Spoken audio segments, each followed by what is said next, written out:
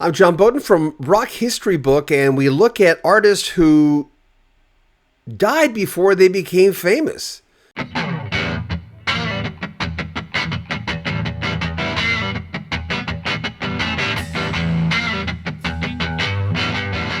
you imagine you do all this work, you try to be on top of your game, you release an album. In some cases, on this video, you release a few albums, they don't really become popular until you're dead. Now, before we present these, and I think you know most of these people on this list, before we present it, at the end of the video, after watching it, let us know who's on your list. Are there artists that are not on this list that became famous only after they died that you would like us to showcase? So do that. And again, before we start, it's very important. If you subscribe to the channel, make sure you click on the bell notification, because YouTube is not letting our subscribers know when we release a video. It's heartbreaking. It's really difficult on us because you do the work to get the subscribers. And if you get as many subscribers as we have on all our channels, usually between 20 and 30% of the people who watch your videos will be told you have a new video. But that's not happening. So click the bell notification. There's a better chance you'll get told that we have a new video. Enjoy. It's 5 artists who only became famous after they died. I'm John Bowden from Rock History Book. Remember, click the bell notification so you don't miss anything on this channel. But first, you got to subscribe, and we'd appreciate that. And also, please share our videos on Facebook and other social media. Nick Drake. Known for his acoustic guitar-based songs, English singer-songwriter and musician Nick Drake never found a wide audience during his lifetime, although his work had gradually achieved wider notice and recognition. In 1969, he released his debut album, 5 Leaves Left. By 1972, he had recorded 2 more, Brighter Later and Pink Moon, but neither sold more than 5,000 copies on initial release. What contributed to Drake's lack of commercial success was his reluctance to perform live or be interviewed. Believe it or not, there is no known video footage of an adult Drake. He was only ever captured in still photographs and in home footage as a child. Drake suffered from depression, particularly during the latter part of his life, a fact often reflected in his lyrics. On completion of his 3rd album, 1972's Pink Moon, he withdrew from both live performance and recording, retreating to his parents' home in rural England. Drake died of an overdose of his prescribed antidepressant on November 25, 1974. He was just 26 years old. Whether his death was an accident or suicide has never been resolved. Through the mid-1970s, Drake's music remained available, but it wasn't until the 1979 release of the retrospective album Fruit Tree that his back catalog was reassessed. By the mid-1980s, Drake was being cited as an influence by musicians such as Robert Smith of The Cure, Peter Buck of R.E.M., Kate Bush, and Paul Weller. In 1985, Drake gained further exposure with the release of the Dream Academy's hit single, Life in a Northern Town, which included a dedication to Drake on its sleeve. The late great singer-songwriter has also been credited as an influence by such artists as Amy Mann, Beck, and the Black Crowes. Eva Cassidy. Known for her interpretations of jazz, folk, and blues, American soprano singer and guitarist Eva Cassidy released her first album in 1992. The Other Side was a set of duets with Chuck Brown, followed by a 1996 live solo album titled Live at the Blues Alley. Although she had been honored by the Washington Area Music Association, she was virtually unknown outside her native Washington, D.C. In 1993, Cassidy had a malignant mole removed from her back. 3 years later, she experienced pain in her hips, and X-rays revealed a fracture. The cancer had spread to her bones, causing the fracture, as well as her lungs. Cassidy opted for aggressive treatment. Unfortunately, chemotherapy was ineffective, and she died of melanoma on November 2nd in 1996 at her family home in Maryland. She was only 33. 2 years after her death, Cassidy's music was brought to the attention of British audiences when her version of Sting's Fields of Gold and Over the Rainbow, written for the 1939 film The Wizard of Oz, were played by Mike Harding and Terry Wagon on BBC Two. Cassidy's posthumously released recordings included 3 #1 albums and 1 #1 single in the UK. They've sold more than 10 million copies. Her music is also charted within the top 10 in Australia, Germany, Norway, Sweden, and Switzerland.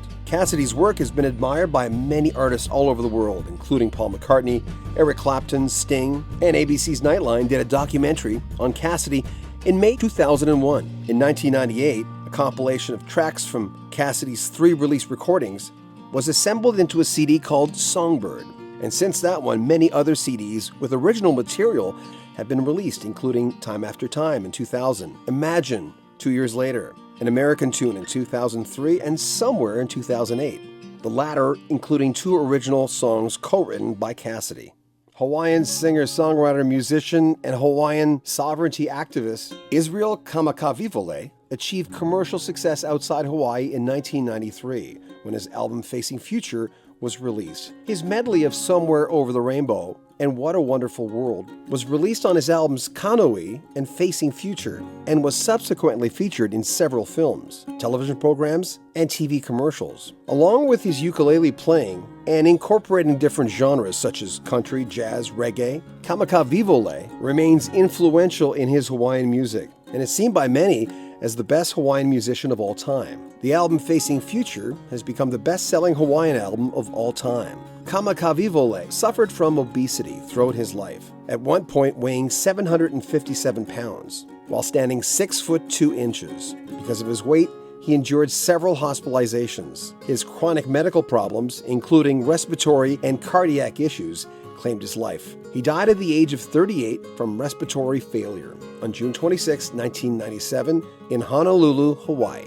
In 1999, Kamakawiwo'ole's recording of Somewhere Over the Rainbow, What a Wonderful World, was recognized when a piece of it was used in a TV commercial for eToys.com, which was part of Toys R Us. The full song was featured in the movies K-Pax, Meet Joe Black, Finding Forrester, Son of the Mask, 50 First Dates, Fred Claus, and Letter to Santa. It was also featured in the TV series ER, Scrubs, Cold Case, Glee, South Pacific, Lost, and Storm Chasers. Robert Johnson.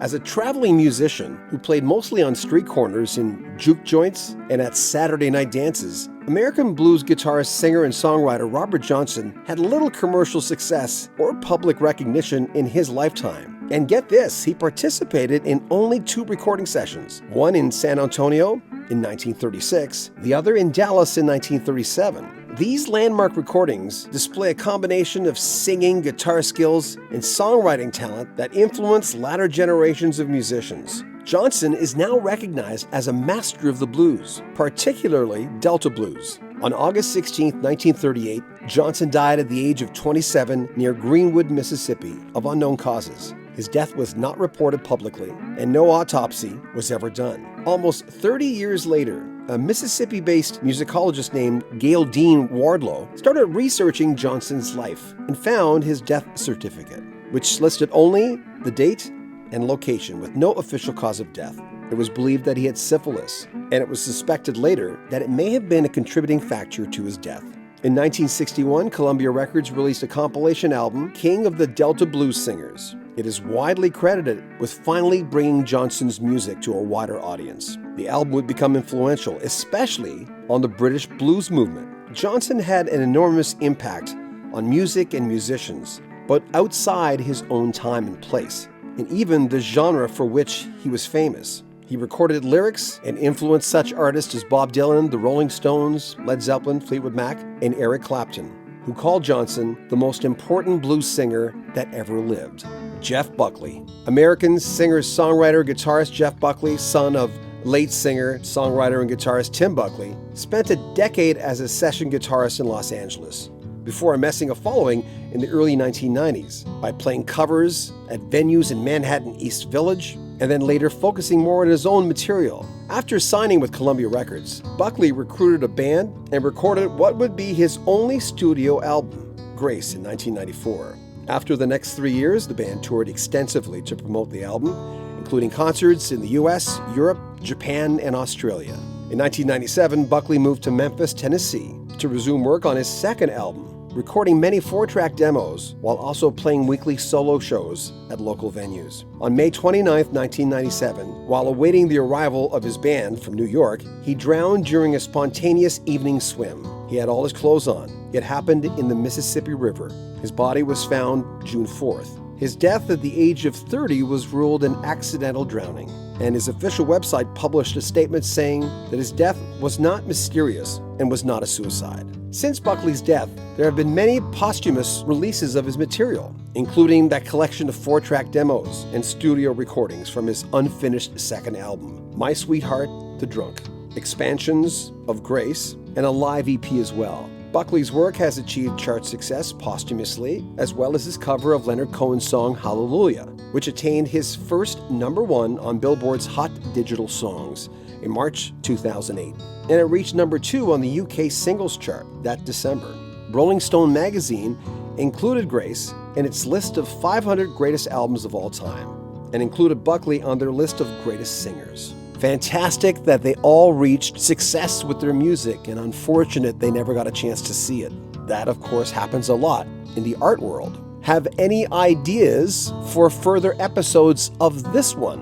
What artists that you know of never got that success until after their death? Put them in the comments. And remember, as always, make sure you subscribe to our channel. Share our videos. We love it when you share them on social media, on Twitter, on Facebook. And if this video is successful, we'll make a part 2. So remember, make sure you comment on our videos, subscribe to our channel, and share our videos. I'm John Bowden. This is Rock History Book.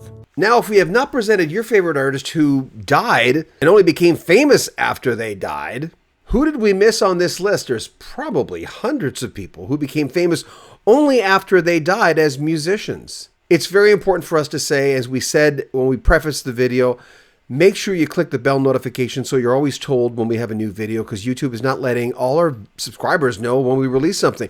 Even on our big channel, which has 138,000 subscribers, our Rock History Music channel. And as I said a while ago, 15, 20, 30% of your subscribers should be watching your videos, and that's not happening to us. So they're not being told by YouTube. So make sure you click that bell notification. If you want to help the channel, we'd appreciate it. There's a PayPal link at the very top of the description.